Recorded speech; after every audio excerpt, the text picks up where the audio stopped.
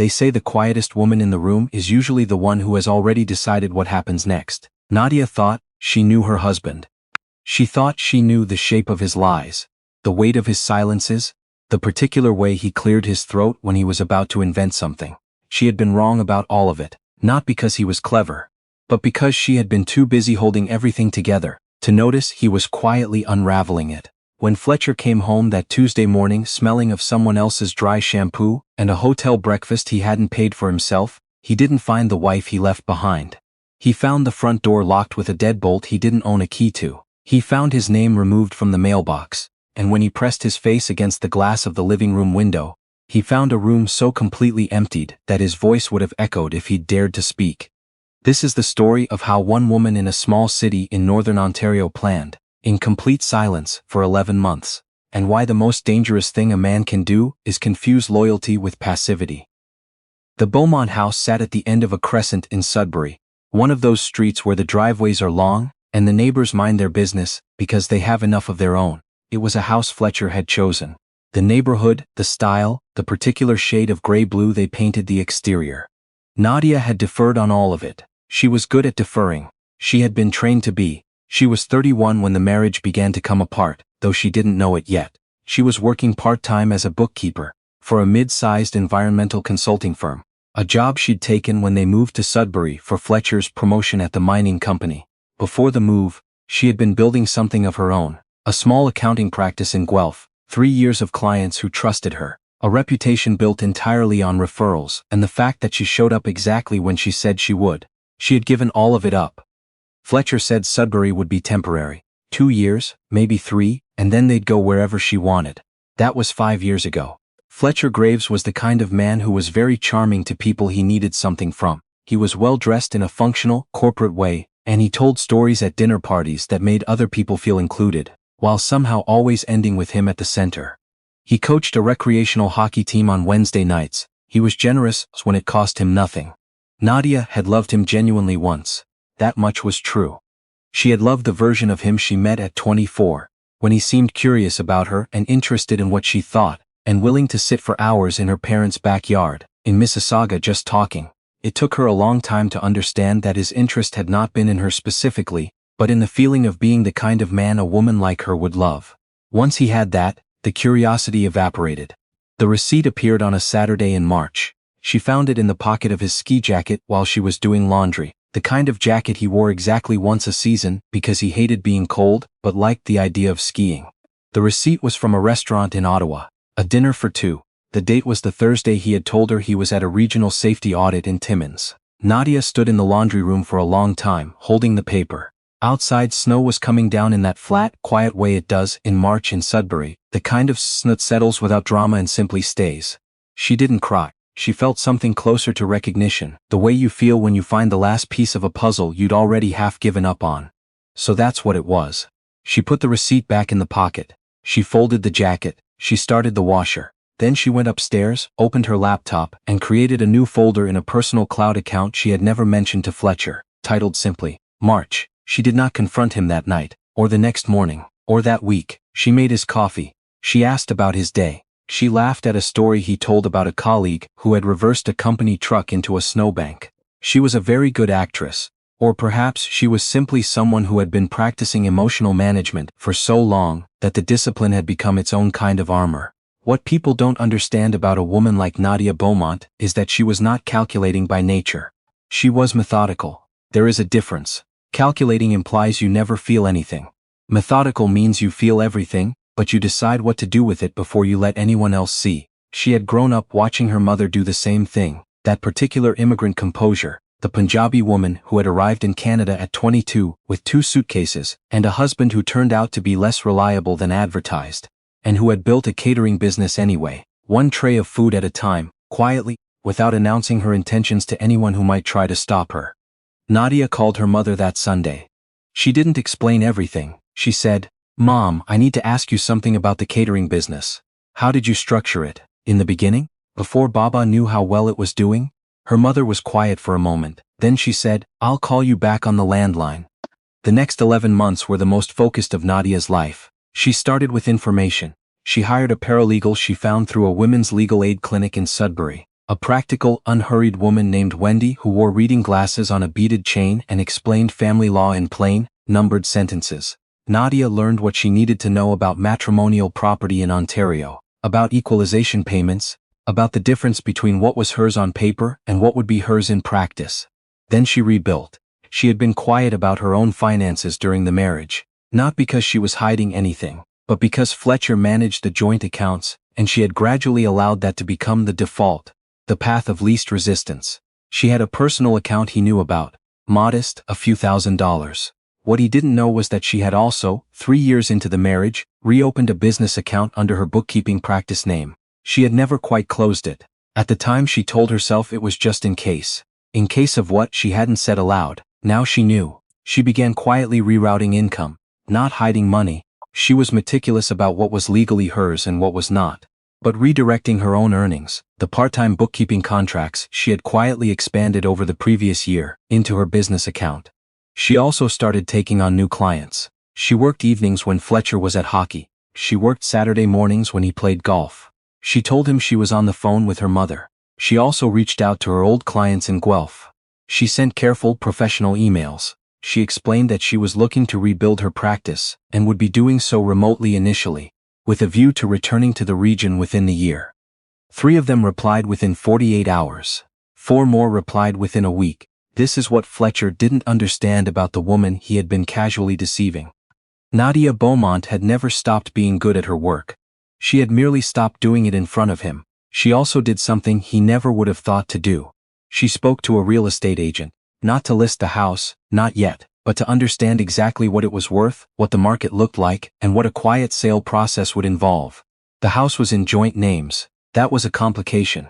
But Wendy had explained the options, and Nadia had been listening carefully. She found everything she needed in the Ottawa restaurant receipt and what came after it. She had hired a licensed private investigator, a retired OPP officer who operated out of a strip mall office near New Sudbury Centre, and who returned her first call within the hour. He was not dramatic about any of it. He took notes, named a fee, and showed up exactly when he said he would. The woman's name, it turned out, was Chloe. She was 26, a project coordinator at a consulting firm in Ottawa that Fletcher's company contracted with. They had been seeing each other for at least 8 months, possibly longer. The investigator provided dates, locations, a hotel in the Byward Market area that Fletcher had billed twice to his personal credit card as parking and meals. Nadia recognized the pattern immediately because she was a bookkeeper. The story was in the numbers, and numbers had never been able to lie to her. She downloaded everything to the folder. By September, March had become March through November, organized by month, cross-referenced with Fletcher's calendar entries, which she had quiet access to through a shared family app he had forgotten they both used. She did not feel triumphant about any of this. She felt tired in the way that comes from sustained, precise effort. The way a surgeon must feel at the end of a long operation. Satisfied that the work was done correctly, relieved it's over, too focused for the past 11 months to have ever let herself cry. She cried in October, once. In the car in the parking lot of the grocery store on La Salle, after a phone call with her mother. She let herself have 7 minutes. Then she wiped her face, put on her chapstick, and went inside to buy groceries. The Tuesday in February when it all came to its conclusion was gray and sharp-edged, the kind of cold that has given up being picturesque and is simply punishing. Fletcher had told her he was flying to Ottawa on Monday for a 2-day supplier meeting. He had packed his navy bag, the good one with the wheels that track straight, and kissed her on the cheek. He smelled of a shower and aftershave, and the comfortable, unconscious confidence of a man who believed his life was exactly where he'd left it. Nadia had smiled and told him to drive safe to the airport. She then spent Monday calmly and thoroughly. She called a company that specialized in estate and household moves. She had already spoken to them twice and provided a detailed inventory. By 3 in the afternoon, 2 trucks had arrived. By 7 that evening, the furniture that was hers, the pieces she'd brought into the marriage, the items her mother had sent up from Mississauga, the things she had bought herself with her own income over 5 years, had all been moved to a storage unit she'd rented in Hanmer. What remained in the house was Fletcher's furniture, Fletcher's hockey equipment, Fletcher's boxes of accumulated life. She left it all, neat and undisturbed. She was not interested in taking what wasn't hers. She only wanted what was. She had also that morning exercised the buyout clause in the house agreement. Wendy had prepared the paperwork over the previous 3 months. The couple who had quietly agreed to purchase the house were a young family from North Bay who had been looking in Sudbury for almost a year. The price was fair. The closing date was 6 weeks out. The sale had been arranged through a private listing that never appeared online because it never needed to. The deadbolt was changed at 8 o'clock Monday evening by a locksmith she had booked a week in advance. She left Fletcher's key on the kitchen counter, where he would see it the moment he finally got inside somehow. Next to it was a document, an official copy of the separation agreement Wendy had drawn up, signed by Nadia and witnessed by 2 people, with a yellow sticky note attached. The note said, in Nadia's careful, legible handwriting, "The house is sold. Our agreement is straightforward. Call Wendy if you have questions. I wish you well." She did not write anything cruel. There was nothing to prove. She drove to her sister's house in Garson that night, where her niece was already asleep and the kettle was already on. She sat at the kitchen table and ate leftover dal and roti and did not speak for a long time. Her sister sat across from her and didn't ask questions, because she was that kind of sister. Fletcher Graves came home on Tuesday morning to find that the front door key he had used for 5 years no longer worked. He knocked. He rang the bell. He knocked again, then harder, then with the flat of his hand in the way men knock when they're embarrassed and escalating. A neighbor from 2 doors down, a retired teacher named Raymond who was shoveling his walk, watched this with the careful non-expression of someone who has learned to mind his business, but also intends to remember exactly what he's seeing. Fletcher eventually used his phone to call a locksmith, who arrived, examined the new deadbolt, and explained he couldn't open someone else's property without proof of residency. Fletcher didn't have any. His name had been quietly removed from the utilities 2 weeks prior, a change Nadia had coordinated through the providers with a legally executed separation notice. He broke one of the small panes of glass beside the back door, reached in, unlocked it from the inside. He stood in the kitchen and looked at the room. Most of his furniture was still there. The kitchen table where they had eaten 5 years of meals was still there. What was missing was harder to define at first. The texture of occupation, the sense that a household ran here, that someone had chosen every object and had reasons for where things sat. He found the key on the counter. He found the document. He stood in the kitchen and read it. He called Nadia's cell. The number rang to voicemail. He called twice more. He called her sister, who picked up on the 3rd ring and said, very calmly, that Nadia was fine and would be in touch through her lawyer when she was ready. He called the joint bank account.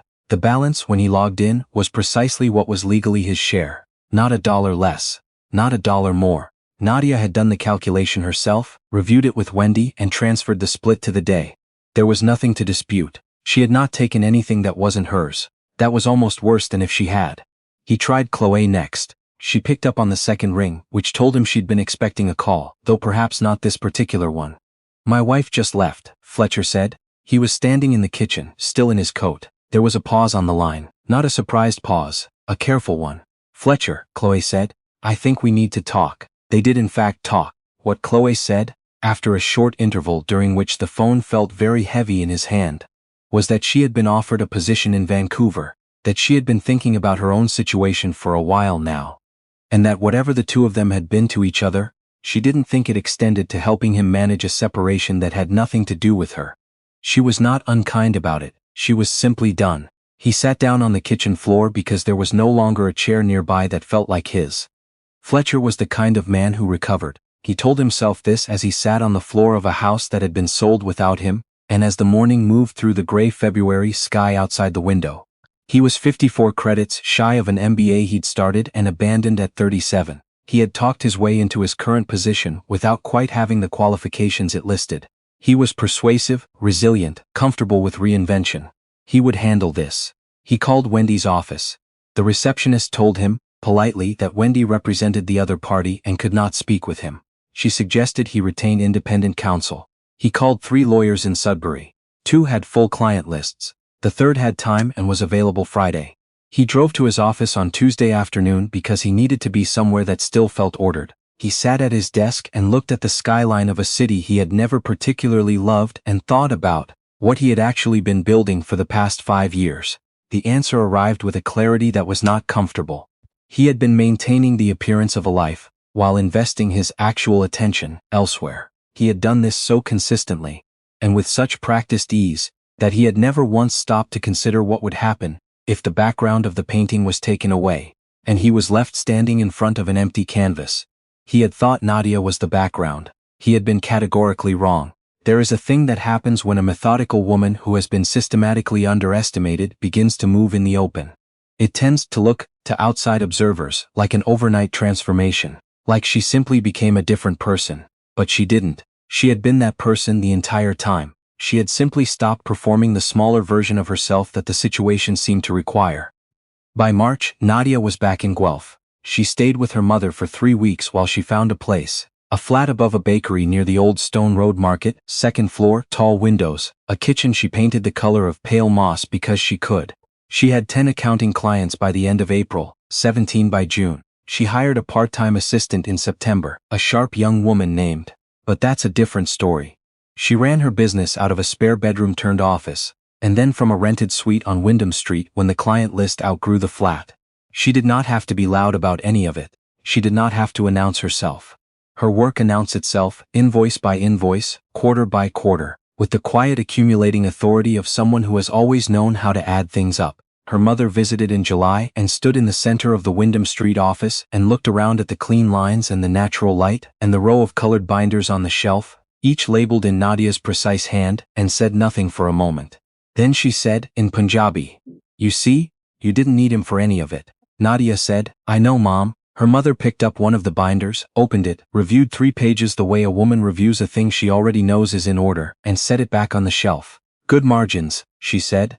Nadia laughed. It was a real laugh, the kind that arrives without warning because the feeling underneath it is genuine and uncomplicated. The final piece arrived in November, in the form of a letter from Wendy. The separation agreement had been finalized. Fletcher had signed without significant contest, because there was nothing significant to contest. The numbers were what they were, documented and exact. He had retained a lawyer who looked at Nadia's file, looked at the agreement, and told Fletcher, without particular sympathy, that the terms were fair, and he should sign. He did. What he did not find out until later, though he eventually did find out, because these things tend to travel, was that the particular couple who bought the Sudbury house were the younger sister of Nadia's colleague from the Guelph firm and her husband. Nadia had known them socially for 3 years. She had known for 6 months that they were looking in Sudbury. She had also known, from the beginning, that a private sale between parties who trusted each other could move quickly and cleanly, and without the noise of an open listing. She had not planned it as a power move. She had planned it as efficiency, but the effect was the same. Fletcher found this out at a hockey league party in January, 9 months after the separation, when a man he played against mentioned that his sister-in-law had just finished settling into a house in Sudbury. "What street?" "Beaumont Crescent." "Oh," said the man, surprised by Fletcher's expression. "Do you know it?" Fletcher said he used to. He drove home that night and sat in his apartment. He had rented a 2-bedroom in New Sudbury, close enough to the office, further away from the old neighborhood than felt accidental, and he tried to assemble the sequence of events in order. He laid them out like a hand of cards: the receipt in March, the sale in February, the 11 months in between, the discipline of it, the silence of it, the way she had smiled at breakfast on 100 mornings while building something he couldn't see. He had always thought of himself as the one who understood systems. He was in logistics, resource management. He understood how things moved from one state to another. He hadn't understood that she had been doing the same thing. Right next to him, in the time he thought she was reading, he didn't feel angry, exactly. He felt something more uncomfortable. The slow, sober recognition of having badly misjudged something important. Of having looked at a person and seen a simplified version of them because it was easier than seeing the whole. He poured himself a glass of water and stood in his kitchen, which was perfectly clean because he had no one to make a mess with, and he stayed there for a long time. There's a version of this story that ends with a lesson about revenge, about a woman who fought back and won. That version is satisfying in a particular way, and it isn't wrong, exactly. But that's not quite what happened. Nadia didn't set out to teach Fletcher Graves anything. She set out to build a life she could actually live in. The architecture of it, the accounting practice, the Guelph flat, the binders on the Wyndham Street shelf, wasn't designed to punish him. It was designed for her. He just happened to be standing in the way of it, and she moved him, professionally, legally, and without malice, the same way she would move an incorrect entry in a ledger. Not with drama, with a correcting pen. The thing no one tells you about a woman who has been underestimated for a long time is that her ambitions don't disappear.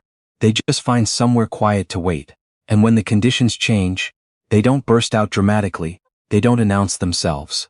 They simply continue what they were always doing, with a little more room to move. Nadia Beaumont is 33 years old. She runs a practice that will clear 7 figures this fiscal year. She has a flat she loves, a mother who visits on alternating months, a niece who calls her on weekends, and a kitchen painted the color of pale moss. She doesn't think about Fletcher often. When she does, it's usually because something reminds her of that particular March Saturday in the laundry room. The snow coming down outside, the receipt in her hand, the long moment of cold recognition. She thinks about the woman she was in that moment, calm, exact, already beginning, without quite knowing it, to plan.